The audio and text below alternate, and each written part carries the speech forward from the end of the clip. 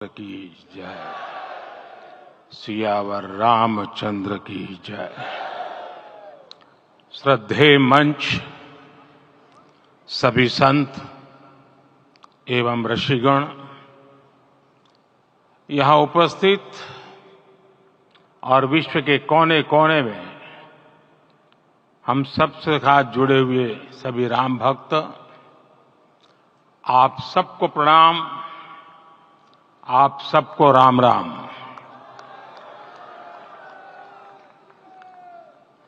आज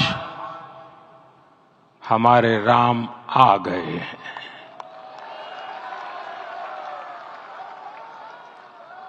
सदियों की प्रतीक्षा के बाद हमारे राम आ गए हैं।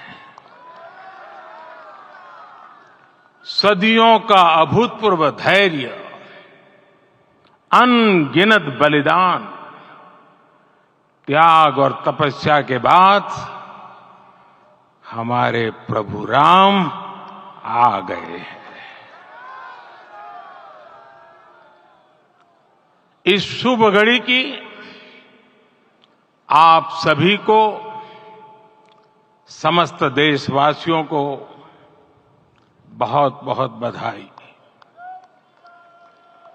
मैं अभी गर्भगृह में ईश्वरीय चेतना का साक्षी बनकर आपके सामने उपस्थित हुआ हूं। कितना कुछ कहने को है, लेकिन कंठ अवरुद्ध है। मेरा शरीर अभी भी स्पंदित है, चित्त अभी भी उस पल में लीन है।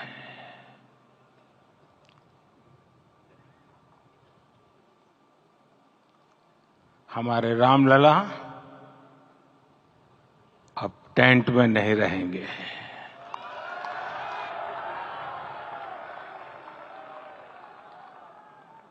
हमारे रामलला अब इस दिव्य मंदिर में रहेंगे। मेरा पक्का विश्वास है, अपार श्रद्धा है कि जो घटित हुआ है, इसकी अनुभूति देश के, विश्व के कोने कोने में राम भक्तों को हो रही होगी। ये क्षण अलौकिक है, ये पल पवित्रतम है। ये माहौल, ये वातावरण, ये ऊर्जा, ये घड़ी प्रभु श्री राम का हम सब पर आशीर्वाद है। 22 जनवरी 2024 का ये सूरज एक अद्भुत आभा लेकर आया है। 22 जनवरी 2024 ये कैलेंडर पर लिखी एक तारीख नहीं, ये एक नए काल चक्र का उद्गम है।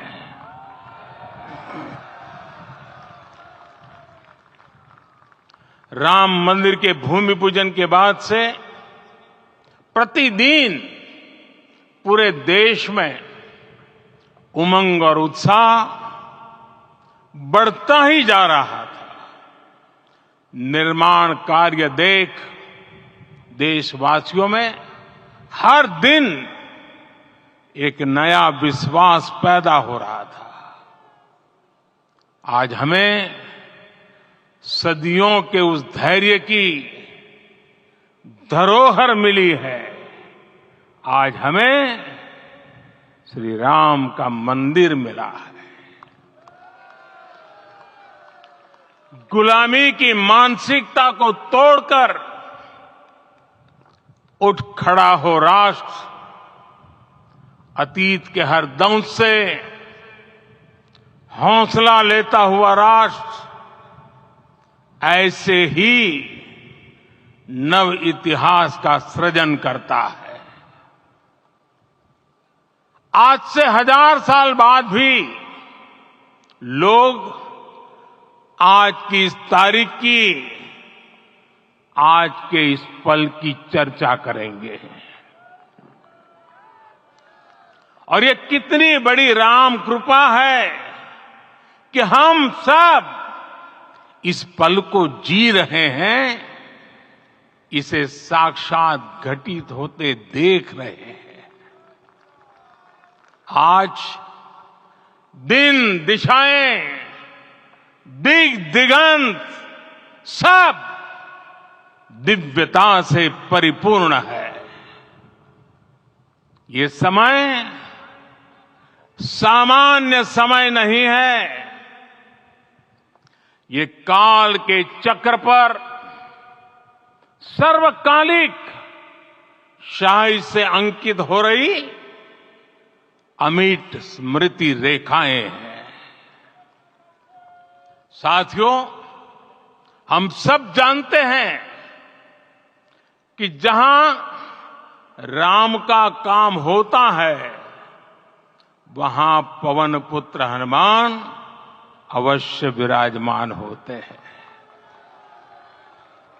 इसलिए मैं राम भक्त हनुमान और हनुमान गढ़ी को भी प्रणाम करता हूं। मैं माता जानकी, लक्ष्मण जी, भरत, शत्रुघ्न सबको नमन करता हूं। मैं पावन अयोध्यापुरी और पावन सरयू को भी प्रणाम करता हूं। मैं इस पल दैवीय अनुभव कर रहा हूं कि जिनके आशीर्वाद से ये महान कार्य पूरा हुआ है। वे दिव्य आत्माएं, वे दैवीय विभूतियां भी इस समय हमारे आसपास उपस्थित है। मैं इन सभी दिव्य चेतनाओं को भी कृतज्ञता पूर्वक नमन करता हूं। मैं आज प्रभु श्री राम से क्षमा याचना भी करता हूं। हमारे पुरुषार्थ, हमारे त्याग, तपस्या में कुछ तो कमी रह गई होगी कि हम इतनी सदियों तक ये कार्य कर नहीं पाए। आज वो कमी पूरी हुई है।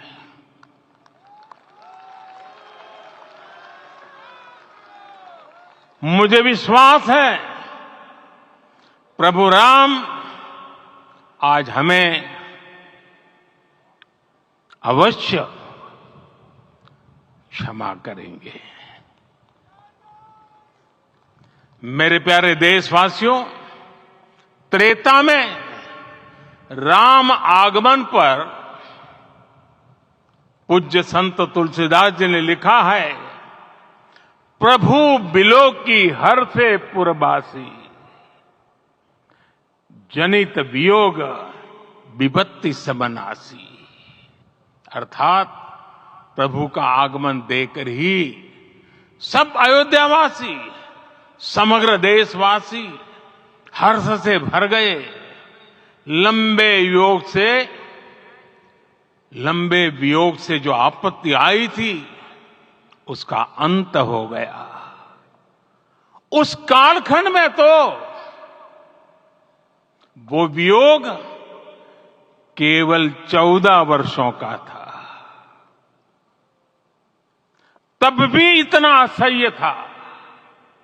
इस युग में तो अयोध्या और देशवासियों ने सैकड़ों वर्षों का वियोग सहा है। हमारी कई कई पीढ़ियों ने वियोग सहा है। भारत के तो संविधान में उसकी पहली प्रति में भगवान राम विराजमान है। संविधान के अस्तित्व में आने के बाद भी दशकों तक प्रभु श्री राम के अस्तित्व को लेकर कानूनी लड़ाई चली। मैं आभार व्यक्त करूंगा भारत की न्यायपालिका का, जिसने न्याय की लाज रख ली।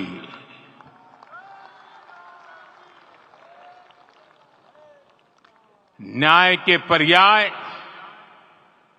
प्रभु राम का मंदिर भी न्यायबद्ध तरीके से ही बना।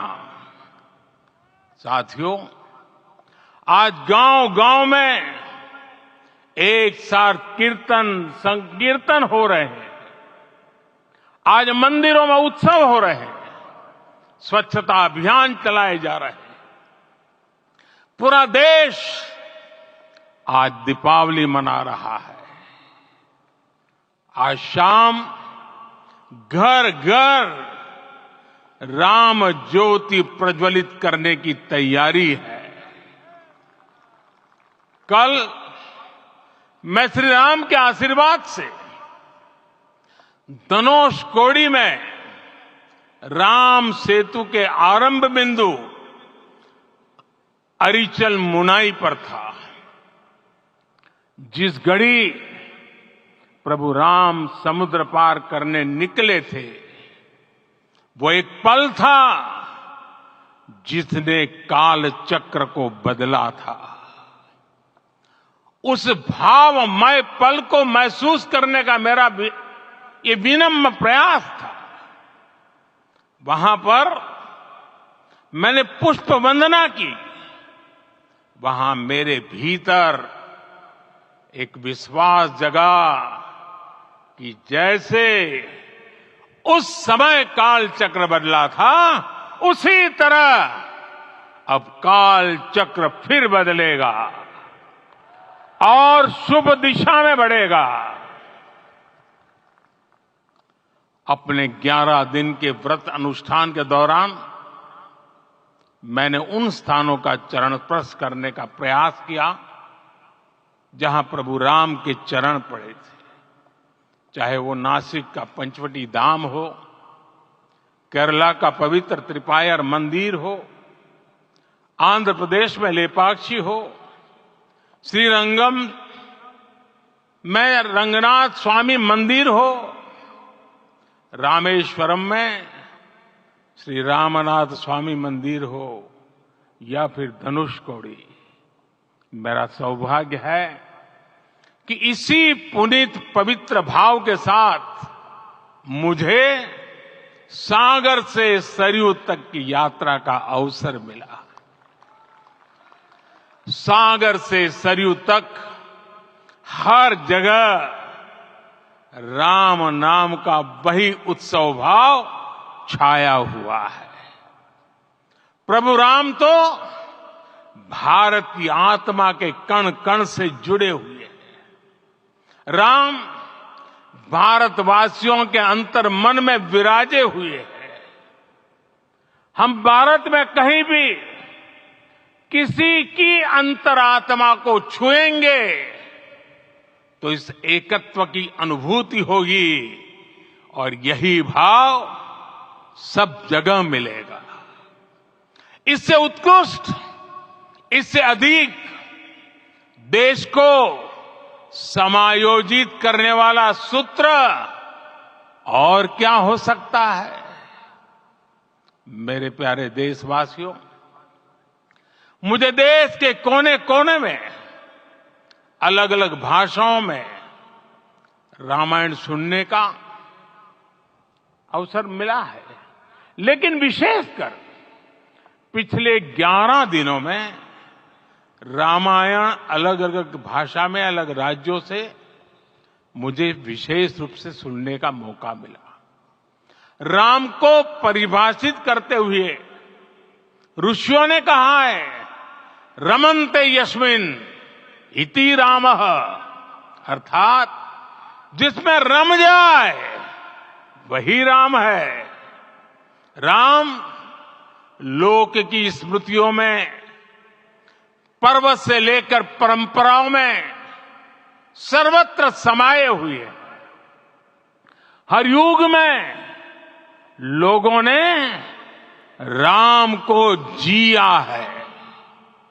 हर युग में लोगों ने अपने अपने शब्दों में अपनी अपनी तरह से राम को अभिव्यक्त किया है और ये राम रस जीवन प्रवाह की तरह निरंतर बहता रहता है।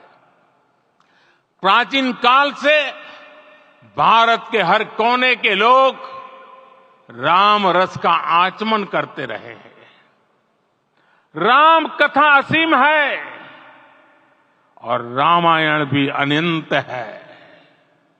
राम के आदर्श, राम के मूल्य, राम की शिक्षाएं सब जगह एक समान है। प्रिय देशवासियों, आज इस ऐतिहासिक समय में देश उन व्यक्तित्वों को भी याद कर रहा है जिनके कार्य और समर्पण की वजह से आज हम ये शुभ दिन देख रहे हैं। राम के इस काम में कितने ही लोगों ने त्याग और तपस्या की पराकाष्ठा करके दिखाई है। उन अनगिनत राम भक्तों के, उन अनगिनत कार सेवकों के और उन अनगिनत संत महात्माओं के हम सब ऋणी हैं। साथियों, आज का ये अवसर उत्सवता का क्षण तो है ही, लेकिन इसके साथ ही यह क्षण भारतीय समाज की परिपक्वता के बोध का भी क्षण है। हमारे लिए ये अवसर सिर्फ विजय का नहीं, विनय का भी है। दुनिया का इतिहास साक्षी है कि कई राष्ट्र अपने ही इतिहास में उलझ जाते हैं। ऐसे देशों ने जब भी अपने इतिहास की उलझी हुई गांठों को खोलने का प्रयास किया, उन्हें सफलता पाने में बहुत कठिनाई आई, बल्कि कई बार तो पहले से ज्यादा मुश्किल परिस्थितियां बन गई। लेकिन हमारे देश ने इतिहास की इस गांठ को जिस गंभीरता और भावुकता के साथ खोला है, वो ये बताती है कि हमारा भविष्य हमारे अतीत से बहुत सुंदर होने जा रहा है। वो भी एक समय था जब कुछ लोग कहते थे कि राम मंदिर बना तो आग लग जाएगी। ऐसे लोग भारत के सामाजिक भाव की पवित्रता को नहीं जान पाए। रामलला के इस मंदिर का निर्माण भारतीय समाज के शांति, धैर्य, आपसी सद्भाव और समन्वय का भी प्रतीक है। हम देख रहे हैं ये निर्माण किसी आग को नहीं, बल्कि ऊर्जा को जन्म दे रहा है।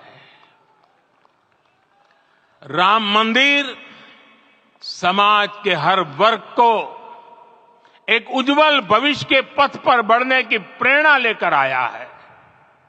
मैं आज उन लोगों से आह्वान करूंगा, आइए आप महसूस कीजिए, अपनी सोच पर पुनर्विचार कीजिए। राम आग नहीं है, राम ऊर्जा है। राम विवाद नहीं, राम समाधान है। राम सिर्फ हमारे नहीं है, राम तो सबके हैं। राम वर्तमान नहीं, सिर्फ वर्तमान ही नहीं, राम अनंत काल है। साथियों, आज जिस तरह राम मंदिर प्राण प्रतिष्ठा के इस आयोजन से पूरा विश्व जुड़ा हुआ है, उसमें राम की सर्वव्यापकता के दर्शन हो रहे हैं। जैसा उत्सव भारत में है, वैसा ही अनेक देशों में है। आज अयोध्या का यह उत्सव रामायण की उन वैश्विक परंपराओं का भी उत्सव बना है। रामलला की ये प्रतिष्ठा वसुधैव कुटुंबकम के विचार की भी प्रतिष्ठा है। साथियों, आज अयोध्या में केवल श्री राम के विग्रह रूप की प्राण प्रतिष्ठा नहीं हुई है, ये श्री राम के रूप में साक्षात भारतीय संस्कृति के प्रति अटूट विश्वास की भी प्राण प्रतिष्ठा है। ये साक्षात मानवीय मूल्यों और सर्वोच्च आदर्शों की भी प्राण प्रतिष्ठा है। इन मूल्यों की, इन आदर्शों की आवश्यकता आज संपूर्ण विश्व को है। सर्वे भवन्तु सुखिनः, ये संकल्प हम सदियों से दोहराते आए हैं। आज उसी संकल्प को राम मंदिर के रूप में साक्षात आकार मिला है। ये मंदिर मात्र एक देव मंदिर नहीं है, ये भारत की दृष्टि का, भारत के दर्शन का, भारत के दिग्दर्शन का मंदिर है। ये राम के रूप में राष्ट्र चेतना का मंदिर है। राम भारत की आस्था है, राम भारत का आधार है, राम भारत का विचार है, राम भारत का विधान है, राम भारत की चेतना है, राम भारत का चिंतन है, राम भारत की प्रतिष्ठा है, राम भारत का प्रताप है, राम प्रवाह है, राम प्रभाव है, राम नेति भी है, राम नीति भी है, राम नित्यता भी है, राम निरंतरता भी है, राम विभु है, विशद है, राम व्यापक है, विश्व है, विश्वात्मा है। और इसलिए जब राम की प्रतिष्ठा होती है तो उसका प्रभाव वर्षों या शताब्दियों तक ही नहीं होता, उसका प्रभाव हजारों वर्षों के लिए होता है। महर्षि वाल्मीकि ने कहा है, राज्यम 10 सहस्त्राणि प्राप्य वर्षाणि राघवः, अर्थात राम 10,000 वर्षों के लिए राज्य पर प्रतिष्ठित हुए, यानी हजारों वर्षों के लिए राम राज्य स्थापित हुआ। जब त्रेता में राम आए थे तब हजारों वर्षों के लिए राम राज्य की स्थापना हुई थी। हजारों वर्षों तक राम विश्व पथ प्रदर्शन करते रहे थे। और इसलिए मेरे प्यारे देशवासियों, आज अयोध्या भूमि हम सभी से, प्रत्येक राम भक्त से, प्रत्येक भारतीय से कुछ सवाल कर रही है। श्री राम का भव्य मंदिर तो बन गया, अब आगे क्या? सदियों का इंतजार तो खत्म हो गया, अब आगे क्या? आज के इस अवसर पर जो दैवीय आत्माएं हमें आशीर्वाद देने के लिए उपस्थित हुई हैं, हमें देख रही हैं, उन्हें क्या हम ऐसे ही विदा करेंगे? नहीं, कदापि नहीं। आज मैं पूरे पवित्र मन से महसूस कर रहा हूं कि काल चक्र बदल रहा है। ये सुखद संयोग है कि हमारी पीढ़ी को एक कालजयी पथ के शिल्पकार के रूप में चुना गया है। 1000 वर्ष बाद की पीढ़ी राष्ट्र निर्माण के हमारे आज के कार्यों को याद करेगी। इसलिए मैं कहता हूं, यही समय है, सही समय है। हमें आज से, इस पवित्र समय से अगले 1000 साल के भारत की नींव रखनी है। मंदिर निर्माण से आगे बढ़कर अब हमें सभी देशवासी यहीं इस पल से समर्थ, सक्षम, भव्य, दिव्य भारत के निर्माण की सौगंध लेते हैं।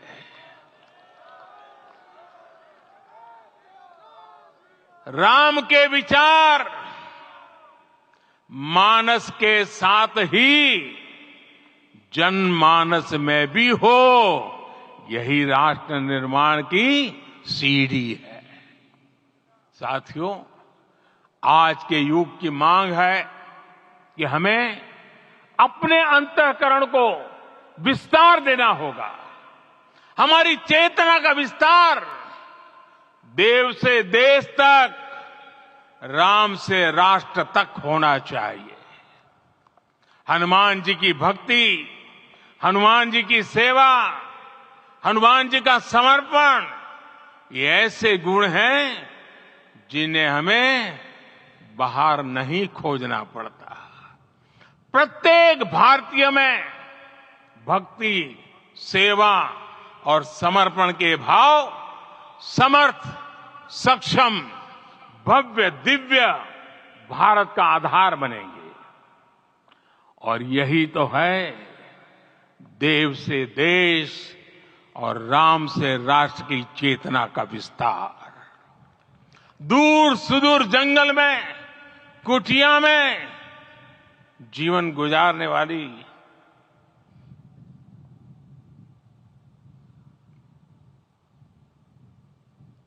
मेरी आदिवासी मां शबरी का ध्यान आते ही अप्रतिम विश्वास जागृत होता है।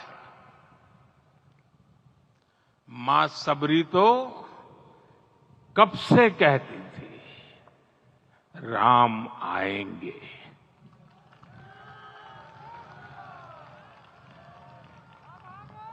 प्रत्येक भारतीय में जन्मा यही विश्वास समर्थ, सक्षम, भव्य भारत का आधार बनेगा। और यही तो है देव से देश और राम से राष्ट्र की चेतना का विस्तार। हम सब जानते हैं कि निषाद राज की मित्रता सभी बंधनों से परे है। निषाद राज का राम के प्रति सम्मोहन, प्रभु राम का निषाद राज के लिए अपनापन कितना मौलिक है। सब अपने हैं, सभी समान है। प्रत्येक भारतीय में अपनत्व की, बंधुत्व की ये भावना समर्थ, सक्षम, भव्य, दिव्य भारत का आधार बनेगी। और यही तो है देव से देश और राम से राष्ट्र की चेतना का विस्तार। साथियों, आज देश में निराशा के लिए रत्ती भर भी स्थान नहीं है। मैं तो बहुत सामान्य हूं, मैं तो बहुत छोटा हूं। अगर कोई ये सोचता है तो उसे गिलहरी के योगदान को याद करना चाहिए। गिलहरी का स्मरण ही हमें हमारी इस हिचक को दूर करेगा, हमें सिखाएगा कि छोटे बड़े हर प्रयास की अपनी ताकत होती है अपना योगदान होता है और सबके प्रयास की यही भावना समर्थ, सक्षम, भव्य, दिव्य भारत का आधार बनेगी। और यही तो देव से देश और राम से राष्ट्र की चेतना का विस्तार। साथियों, लंकापति रावण प्रकांड ज्ञानी थे, अपार शक्ति के धनी थे, लेकिन जटायु जी की मूल्य निष्ठा देखिए। वे महाबली रावण से भिड़ गए। उन्हें भी पता था कि वो रावण को परास्त नहीं कर पाएंगे, लेकिन फिर भी उन्होंने रावण को चुनौती दी। कर्तव्य की यही पराकाष्ठा समर्थ, सक्षम, भव्य, दिव्य भारत का आधार है। और यही तो है देव से देश और राम से राष्ट्र की चेतना का विस्तार। आइए हम संकल्प लें कि राष्ट्र निर्माण के लिए हम अपने जीवन का पल पल लगा देंगे। राम काज से राष्ट्र काज, समय का पल पल, शरीर का कण कण राम समर्पण को राष्ट्र समर्पण के ध्येय से जोड़ देंगे। मेरे देशवासियों, प्रभु श्री राम की हमारी पूजा विशेष होनी चाहिए। ये पूजा स्व से ऊपर उठ करके समष्टि के लिए होनी चाहिए। ये पूजा अहम से उठकर वयम के लिए होनी चाहिए। प्रभु को जो भोग चढ़ेगा वो विकसित भारत के लिए हमारे परिश्रम की पराकाष्ठा का प्रसाद भी होगा। हमें नित्य पराक्रम, पुरुषार्थ, समर्पण का प्रसाद प्रभु राम को चढ़ाना होगा। इनसे नित्य प्रभु राम की पूजा करनी होगी, तब हम भारत को वैभवशाली और विकसित बना पाएंगे। मेरे प्यारे देशवासियों, ये भारत के विकास का अमृत काल है। आज भारत युवा शक्ति की पूंजी से भरा हुआ है, ऊर्जा से भरा हुआ है। ऐसी सकारात्मक परिस्थितियां फिर न जाने कितने समय बाद बनेगी। हमें अब चूकना नहीं है, हमें अब बैठना नहीं है। मैं अपने देश के युवाओं से कहूंगा, आपके सामने हजारों वर्ष की परंपरा की प्रेरणा है। आप भारत की उस पीढ़ी का प्रतिनिधित्व करते हैं जो चांद पर तिरंगा लहरा रही है। वो 15 लाख किलोमीटर की यात्रा करके सूर्य के पास जाकर मिशन आदित्य को सफल बना रही है। जो आसमान में तेजस और सागर में विक्रांत का परचम लहरा रही है। अपनी विरासत पर गर्व करते हुए आपको भारत का नव प्रभात लिखना है। परंपरा की पवित्रता और आधुनिकता की अनंतता, दोनों ही पथ पर चलते हुए भारत समृद्धि के लक्ष्य तक पहुंचेगा। मेरे साथियों, आने वाला समय अब सफलता का है। आने वाला समय अब सिद्धि का है। ये भव्य राम मंदिर साक्षी बनेगा भारत के उत्कर्ष का, भारत के उदय का। ये भव्य राम मंदिर साक्षी बनेगा भव्य भारत के अभ्युदय का, विकसित भारत का। ये मंदिर सिखाता है कि अगर लक्ष्य सत्य प्रमाणित हो, अगर लक्ष्य सामूहिकता और संगठित शक्ति से जन्मा हो, तब उस लक्ष्य को प्राप्त करना असंभव नहीं है। ये भारत का समय है और भारत अब आगे बढ़ने वाला है। शताब्दियों की प्रतीक्षा के बाद हम यहां पहुंचे हैं। हम सब ने इस युग का, इस कालखंड का इंतजार किया है। अब हम रुकेंगे नहीं, हम विकास की ऊंचाई पर जाकर ही रहेंगे। इसी भाव के साथ रामलला के चरणों में प्रणाम करते हुए आप सभी को बहुत बहुत शुभकामनाएं। सभी संतों के चरणों में मेरे प्रणाम। सियावर रामचंद्र की, सियावर रामचंद्र की, सियावर रामचंद्र की।